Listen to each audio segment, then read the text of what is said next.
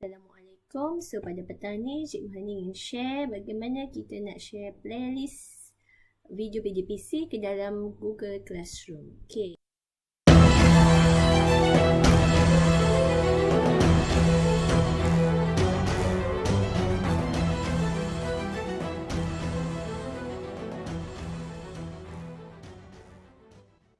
Kita buka playlist di Akademi YouTuber.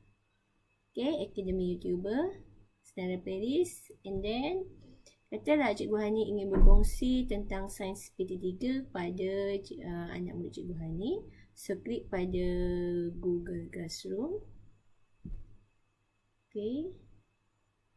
So di sini Cikgu HANi tukar email MOE.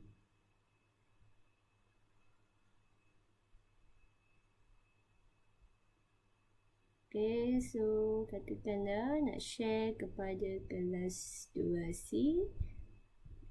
Choose action, katakanlah create material. So cikgu boleh pilih lah untuk create assignment ataupun create material. So klik go. Terus dah video PJPC Science PT3. So the description, semua murid tonton video ini dan jawab kuis di bahagian description video.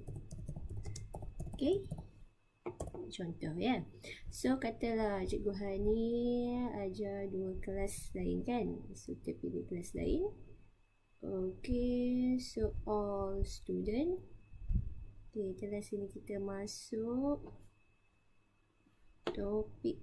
Kita create topik. Video penuh. PJPC video. Katalah video science PT3 katakan. So klik post.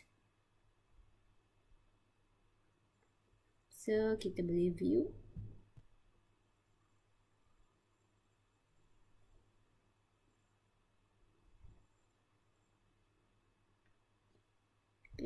So dah ada. Kat sini tadi create material kan. Dah ada.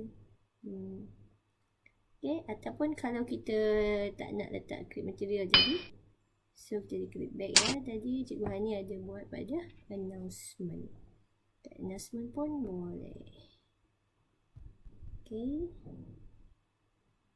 Semoga perkongsian pada petang ini bermanfaat kepada semua. Bye.